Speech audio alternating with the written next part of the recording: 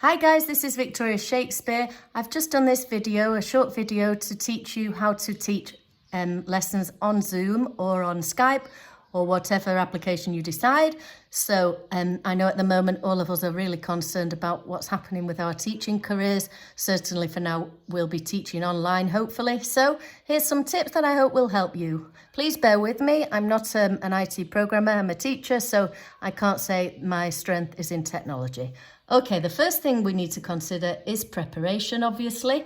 The same as always, we're used to preparing. You do need some technical equipment, obviously, a laptop, iPhone, or not even iPhone if you're an Android fan, a tablet. This makes life easier. And then you're going to need to choose which application to use. The good thing is we are so lucky now that we have Skype, which has come a long way since when it started. It was, as you know, the first company to offer video conferencing. And then Zoom. The only thing with Skype's good because you can stay on for longer, whereas with Zoom, you only have 40 minutes that are free. And actually, I've done quite a lot of lessons with Skype. People know Skype, so when I've promoted online lessons in the past, I've said via Skype. Now, at the moment, people are just sort of realising that Zoom's good. So I'm a bit concerned Zoom might become saturated. I've been investigating other applications and one called GoToMeetMe. I'll check that, but something like that also allows you to have as many participants as you like. And obviously, I think as teachers, what we need to try and encourage is not one-to-one lessons, rather people paying a low amount, but large groups, okay? That's what I'm thinking anyway. So the more people that the app can allow you to have participating, the better. WhatsApp, we're all familiar with. I've done lessons like that when Skype's failed me, because sometimes it did kick me out or was hanging or taking time. So WhatsApp video's fine as well. I did check if on the computer you can have WhatsApp on a desktop or on an iPad, but it doesn't unfortunately have the video service, so it would need to be with your phone. But you know what? I got a little tripod that I'm using now, cost me €4. I think I got it from Aldi. You can get them from Amazon. So yeah, tripod, I would recommend that if you're going to invest in anything. Then headset. Well, headset, I've noticed my business English students do enjoy this. It seems professional to them. They normally have them too. But general English students or general Spanish students don't. Some people just like it to seem a bit more relaxed. And of course, we want our students to feel relaxed. So that depends on the student. Personally, I don't have one. And I probably won't get one as long as my students don't complain that the audio is not clear. Okay. Paper and pens, I do have that. I still like paper and pen because while students are doing the exercises, remember guys, this has got to be interactive, okay? It's not about you talking at the students as I'm doing with you now, but it's really not. So as quickly as possible, you've got to get students speaking to get them engaged. Yes, so while students are speaking, if they're doing working groups, a good thing with Zoom is there's an area that's called a breakout area for students to do lessons, to do discussion themselves while you listen and take notes. So I actually like my pen and paper for that, and then to cover in correction slots the mistakes that they've made. Whiteboard or online whiteboard. Well, actually on this iPad, there is an app called OneNote, which becomes a whiteboard that I can write just with my finger. I'll show you that in a second. Or in the past, I had this old-fashioned thing, which I used to carry to my lessons. You can see how old it is, but it worked for me. I used to get some cheap whiteboard pens and take it with me because I'm a mobile teacher. And then, of course, a glass of wine will always help. Or a bottle? No, just kidding. Of course, I'm kidding. But water, yes, you will need because you will probably feel nervous. And remember, the student will feel more nervous than you do. So it's important if you can just to be yourself, just relax. You're going to make mistakes. We make mistakes in class. We make mistakes every week. No, everybody does. So you just try and be yourself and be as relaxed as possible. Make sure there are no sound interruptions. I've had lessons in the past where suddenly a lorry's gone right past my house and everyone can hear it. In fact, I think that's just happened now. So I hope you couldn't hear it. or, you know, children screaming, husbands complaining, wives shouting, whatever it may be. No pets walking across the screen. Cats are very good at doing this. Good lighting. In fact, this is hard, something I find hard, and I'm considering buying one of these LED lighting devices that they sell on Amazon, and I think there are some that are quite reasonably priced. If not, just make sure that your student can see you and that your surrounding area is tidy, that they can't see the washing, or, you know, I'm not the best, I'm not a domestic goddess, so actually I have to say just the area that people can see is normally really tidy, but I'm sure you're all better than that. So, okay, your lesson plan, like I said before, it's got to be interactive. It's got to be interactive. You can send reading articles or worksheets or videos that you'd like the students to look at, or images, photographs. On Zoom, you can share these on your screen, and it's really easy. There are Zoom tutorials, but it's just on the top right of Zoom, there's an area that says share screen. That screen turns into a whiteboard or turns into an image that you want to share. So that's easy. But in terms of reading, particularly, I like students to have at least had time to look at it and contemplate it. Maybe they'll read it or not, be prepared for them not to have done, but send it in advance. And you've got to keep mixing your activities up. The hour does go quickly if you're teaching for an hour or 45 minutes, for me normally. And I really think that's because, you know, I start with an introduction, I start asking how students are, and I'm genuinely interested how my students are, as I'm sure you are. I don't correct at this point, then I start the activity. So let me give you an example of how I did this lesson, which was job interviews in English, which unfortunately is a topic that at the moment people are asking me to do lessons on. So what I did with this student was I asked her to tell me what she does. This is how I started after knowing how she was. Tell me what she does in her job. And while she's trying to explain that, this is a student A1 level,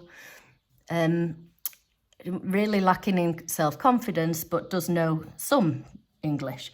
So she started to say, and she's mixing immediately the tenses and missing some vocabulary, and I start to take notes at that point. Okay, then I started with my instruction time.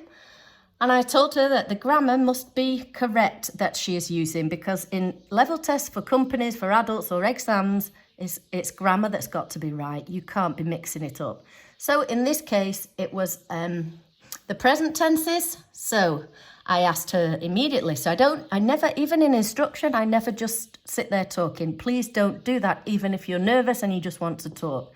So I was saying that there are 2 present tenses, and then immediately I said, tell me something you do every day. Okay, I send emails. Okay, great. Tell me something you are doing now at the moment. I am planning the project.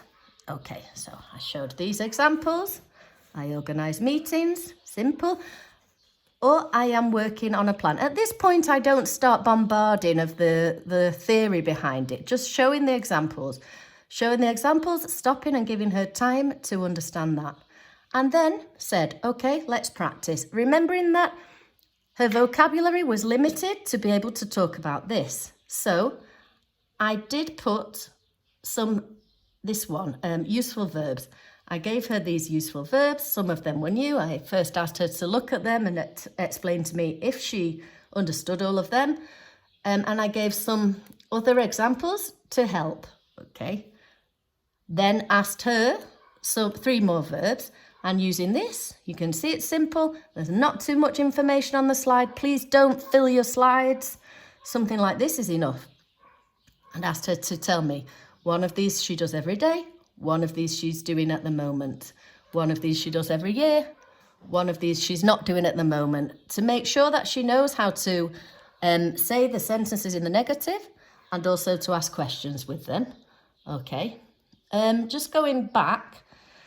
So this was our lesson, and by the end of the lesson, she was able to tell me what she does every day and what she's doing at the moment. So she was getting very clear on her present simple and present continuous. Yeah, Throughout the rest of the class then, I'd do different exercises. So making sure that she was able to say this in the third person, that the company coordinates construction, for example. Not only to speak about her, but that depends on the level of your student or how quickly you think they're understanding it, as to how far you go through the subjects, obviously, okay?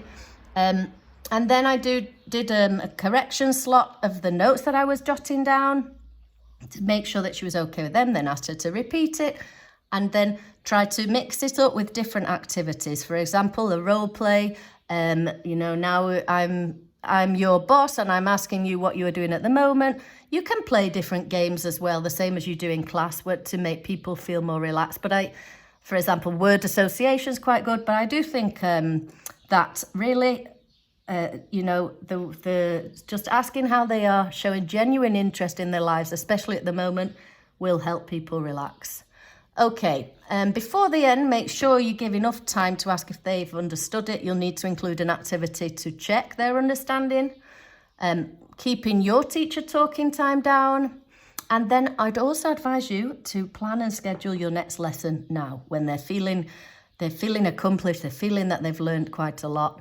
And then it guarantees you your next lesson, okay? I always do a lesson report at the end of the lesson, showing what my language objective was, the areas for improvement, don't say mistakes, areas for improvement, or I sometimes write just be careful, and also some word of encouragement. You were really fluent, good pronunciation. When I'm writing my piece of on my piece of paper, by the way, I also include pronunciation, really important, and amazing the difference when students finally understand it, as I'm sure you know. And another little tip is when you send the lesson report, include your plan for the next class. This will motivate them and feel like, okay, a sense of achievement. I've done that now, I've finished that now, and I'm on to the next step, okay? Attitude and appearance. I don't want to sound patronising in any way, but just while you're looking at the screen, make sure you are smiling and looking, because you can't see... actually, some students will hide the video. They can do that. That's fine. But they can see you and you can't see them. So it could be easy to sort of drift off. Please don't do that. Look at the camera all the time. Smile and nod, even if you can't see their reaction, okay? And encourage them, obviously, as much as you do in class. Well done. Great pronunciation. Good on you. Good vocab, You're doing well, always. And yeah, remember they're more nervous than you are. Dress, I try to make sure that I look the same as I do in class, with makeup on, and try and look relatively smart, even though I'm tempted to wear pajamas at the bottom, but of course I don't, and actually find that this helps me focus as well. And apart from that, I just want to say that the price that I said before, that my personal idea is to charge little for many people, but obviously you're a skilled, talented professional, so don't just be tempted to undercharge. I think that at the moment we need to really think about how we're going to do this. I'm tempted to offer them at the prices at the moment as low, okay, for my students, and then hopefully when times are better because of the coronavirus, we'll be able to increase them. By then, you're also more skilled and more experienced as a teacher to be able to ask for more. Okay, so, that was when I was checking understanding. I'll just quickly look at that. So I asked them to repeat what they do every day, ask them what they're working on at the moment, say what the company does third person, ask me a question. And tell me things you don't do. That was the negative. Okay, sorry, I've jumped around, the same as I do in my books and normally in my life. So thank you very much for listening. I really hope that it's helped you. It was my intention just to help. So good luck, everyone, and enjoy your Skype lessons. If there's any other questions, please contact me. I'm on Facebook. I'm on Instagram. On Instagram, I'm called La Profesora de Inglés, or just here on my YouTube channel. Thank you. I'm going now. I'll shut up. Teacher talking time. Bye.